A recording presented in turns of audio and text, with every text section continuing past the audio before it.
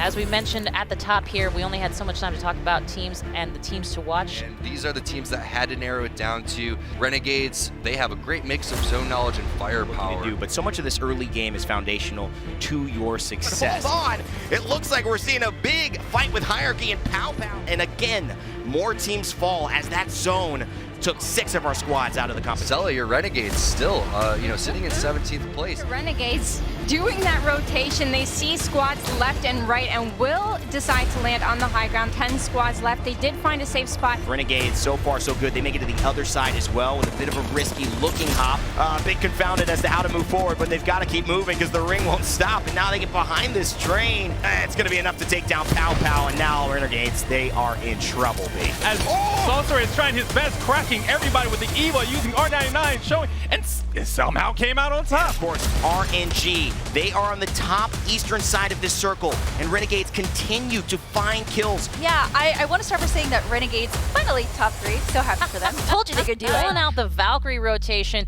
in a way that actually did work. Renegades on the backside as well, who also have a Valkyrie, and this is where that reposition becomes so powerful because that's kind of what happened in a lot of our bad games. We got pushed in these situations where the teams that pushed us ended up dying for it. Going into the next couple of days, we're just going to be more prepared for plays like that. Renegades, well positioned as well. The former Peanut Butter Sandwiches squad getting picked up by Renegades. Huge congratulations to them. They had a pretty slow start to this tournament, but girl, they have been bouncing back ever since. Currently in 9th place with 36 points.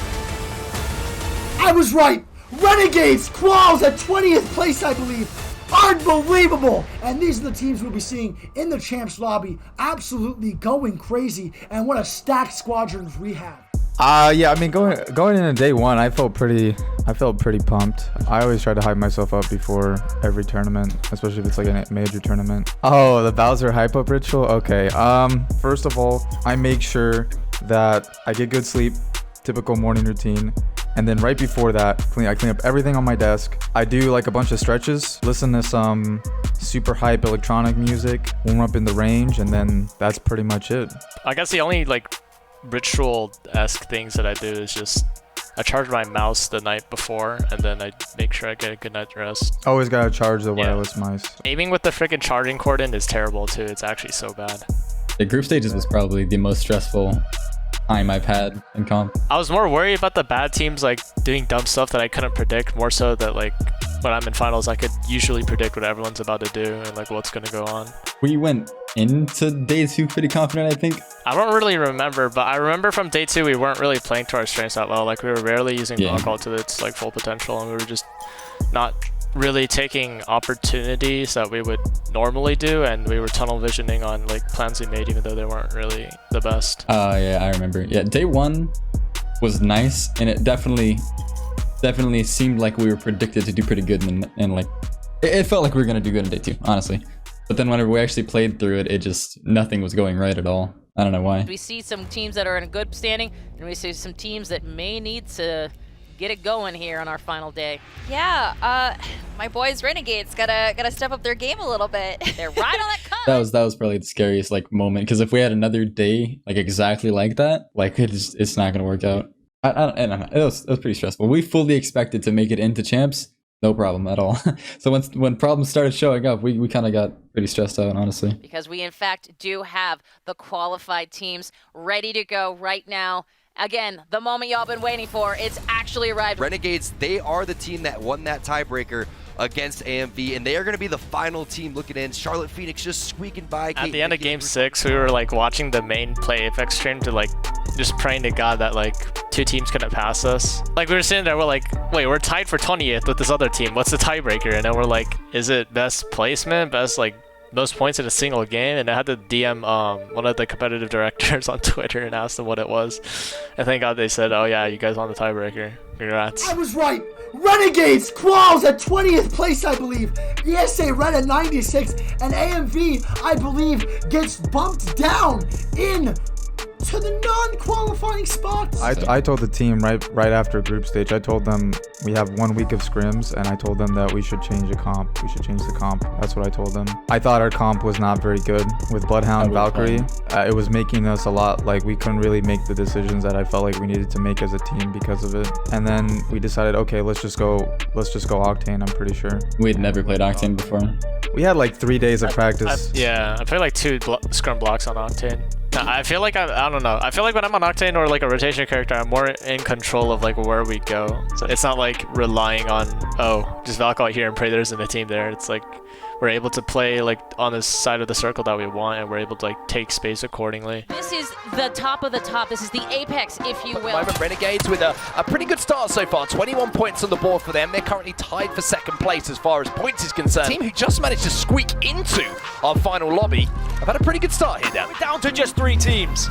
Renegades on the bomb, ESA White on top, and they are just waiting here. It is their game to win. Here comes Stompies. He's going to move in with the massive. One more Wraith alive, as well as the Gibby. The Gibby will fall. Absolute carnage, and the perfect way to kick off North American Championship. The Dome Shield's going to come through as well. Great timing for that Dome Shield. Here comes the fight. 3v3. Obey going to drop on top of them, but no. They will get shut down. Anybody in this lobby coming at you in the final circle can execute on their day, and it seemed to be ESA Black. Yes, it was crazy, and let's be clear about something. It was crazy from the get-go. Looks like Liquid might have just gotten deleted by Renegades, and that would be a huge pickup for them, who have played very consistently in this lobby. Push coming through on Renegades. NRG! Nice defense, not enough defense. NRG too good at these fights. So many elements that had to go right for SSG. Now focus on Renegades, just on the south side. Renegades who need 22 points from this game to get on to match Right now, Renegades down to just 2, as it is going to be a moment of slight respite for those teams who have worked their way into the circle. But as I say that, Pow gets pounded right to the ground,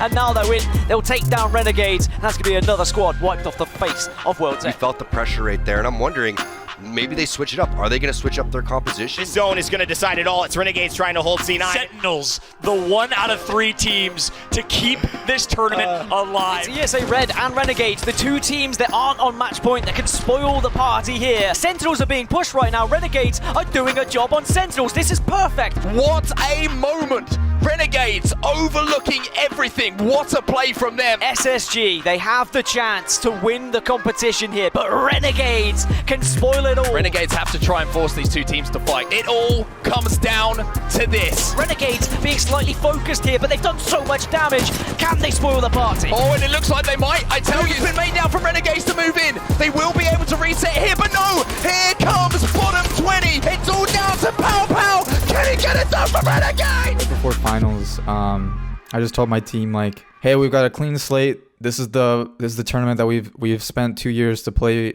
in. Let's just play the best we can play, you know. Champs is the biggest tournament I've ever even been able to play in, and I went into it with no pressure at all. A lot of teams were hesitating to make decisions because of risk factors and stuff like that. Like, it's a massive tourney. Any mistake costs you money, and we were making decisions other teams wouldn't. We just went into every game just trying to figure out, like, how many points can we possibly get each game to get ourselves closer to match point. So I feel like that helped us out a lot, because we just were like, okay, this is a super north zone. We're not really going to do anything rotating early. We're not going to get any good spots. We're going to have bad loot. And forcing rotates gets you killed a lot, especially in champs. There were teams dead off like within the first couple of minutes almost every game. Stick around. We'll be right back here with what we talked about.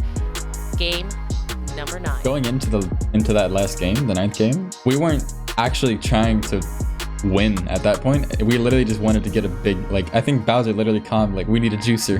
I just told my team that we just needed juicers, because we were doing an okay job of getting at least like 5 points a game. We're getting points on the board, so now we just need a crazy juicer game. But what sucks about it too is the spot that Kangarna won from is exactly where we tried to get from the get-go. But our rotate got cut off, and then we had to play completely different than we were used to, and we just ran around edge. That was actually funny, honestly. It didn't feel like I was playing a finals doing that. It didn't feel like a tourney, yeah. It's a game of peekaboo, and it looks like the move has been made now for Renegades to move in. They will be able to reset here, but no! Here comes bottom 20. What a story it would be! It's all down to Pow. Can he get it done for Renegades? There's probably a lot going through all of our heads right there. That was kind of annoying that happened, but when they bubbled up on us like that, they immediately kept us from being able to win. And we just sat there like with SSG resetting, basically, like they're healing and Kangarna's full HP. Bowser's healing while we're holding. We're just staring each other down, and I'm pretty sure through all of our heads we were thinking like it's better to take a 3v2 than a 3v3. And both teams were match point. We knew both of those teams were on match point, so at that point we had to play for second. It was a tough situation. I just thought that if we took the 3v2 and killed them fast enough, we could get the armor swaps and then somehow try to fight Kangarna. And I just died before I even got to armor swap. It was really unfortunate. I was pretty happy with 4th. We made some certain mistakes in like from game like 4 to like 7 or something that could have easily got us like very, very big games, and we could have got to match point earlier and maybe even won game 9. Kind of on the same page. The second we got 4th, I freaked out and I was happy. But then like 30 seconds later, like I just got hit with like a wave of disappointment. We had 3 or 4 different games in a row that we should have gotten more points on. So it's easy to get excited about us getting 4th, but then I think every team that does good always goes through this, where they look at their mistakes and think about how they should have done better. Yeah, I would say my only disappointment with the tournament was going into that last game and not being on match point for that final top 3 situation, because I think that would have completely changed the vibe. I don't know if it would have changed how things played out, but I also know that like our vibe might have been totally different. Like we might have been able to figure something out or do something differently there to try to win the game. But as far as like the tournament itself goes, like I was very happy that we showed up when it mattered, because it's the biggest tournament that Apex has ever had, and we got top 5 in it. You know, and I'm very happy about that. We showed up when it mattered. Thank you to all of the players and the viewers that have been along for this ALGS ride. For anyone that was sitting there thinking we were gonna win or play really good, I love them, because we honestly weren't projected to do that great. And the people that were still sitting there every single day, like tweeting at us and saying like, you guys might win today or something like that, those guys are the real ones. Honestly, despite seeing how we were doing, they were still trying to see us win. Just to have somebody cheering you on and when you play, just for the record, like I've competed in other games where you don't like, when I was good at them, I didn't get like the same level of recognition that I did in Apex, and I'm just grateful to have people cheering me on to begin with. I'm honestly very happy about that. You know, like I'm happy that we did well. I'm happy that we got so many people pumped up about us and our performance in the tournament, and I'm just happy we were able to put on a good show, you know.